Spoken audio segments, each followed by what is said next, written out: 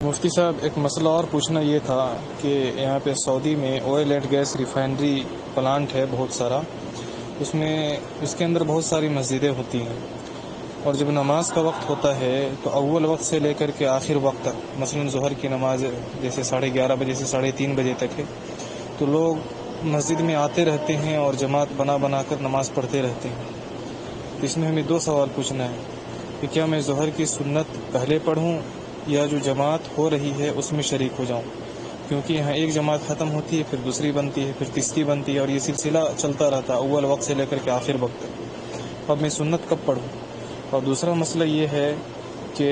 سعودی لوگ بھی نماز کے لیے آتے ہیں، زیادہ تر آتے ہیں، اور زیادہ تر جماعت کی نماز وہی پڑھاتے ہیں، اور سارے سعودی کپڑے والے موزے میں ہی مسا کرتے ہیں، اور زیادہ تر بغیر داڑھی کے بھی ہوتے ہیں، زیادہ کیا 99% وہ لوگ بغیر داڑھی والے ہی ہوتے ہیں۔ اب ہمیں کیا کرنا چاہیے؟ جی وعلیکم السلام ورحمۃ اللہ وبرکاتہ۔ ایسی صورت میں اگر آپ کو دوسری جماعت ملنے کی امید ہے تو سنت ادا کر لیں، یعنی جیسے آپ نے کہا کہ دوسری تیسری جماعتیں ہوتی ہی رہتی ہیں تو پھر پہلے سنت ادا کر لیں، کیونکہ بعد میں جماعت تو آپ کو مل ہی جائے گی، اور ظہر سے پہلے کی جو سنتیں ہیں ان کو پہلے ہی ادا کیا جاتا ہے، بعد میں نہیں۔ وہ تو اگر چھوٹ جائے کسی عذر کی بنا پہ تو بعد میں ادا کرنی چاہیے، لیکن جب آپ کو علم ہے کہ نہیں مجھے دوسری جماعت مل جائے گی تو پہلے سنتیں پڑھ لیں، سنتیں پڑھ کر گئے پھر دوسری جماعت میں آپ نماز میں شامل ہو جائیں۔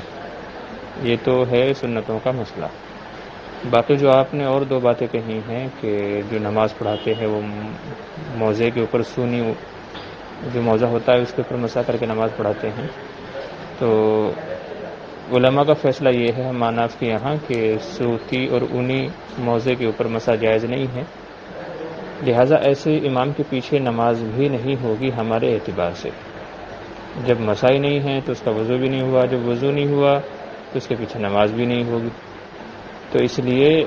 ایسا امام جو سوتی موزے پر مسح کر کے نماز پڑھائے،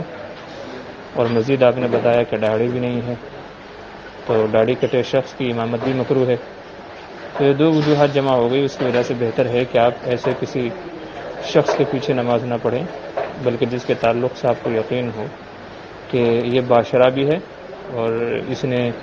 اونی موزے پر مسا بھی نہیں کیا ہے، تو ایسے شخص کے ساتھ میں آپ اس کے پیچھے نماز پڑھیں۔ اور اگر ایسا کوئی شخص نہ ملے تو پھر میری رائے، میرا مشورہ یہ ہے کہ آپ اپنی تنہا نماز پڑھ لیں، وہ جماعت سے زیادہ بہتر ہے، کیونکہ اس صورت میں آپ کو اپنی نماز کے کامل و مکمل ہونے کا یقین تو رہے گا۔ تو آپ کے دونوں مسئلوں کا یہ جواب ہے، امید بات سمجھ گئے ہوں گے۔ السلام علیکم ورحمۃ اللہ وبرکاتہ۔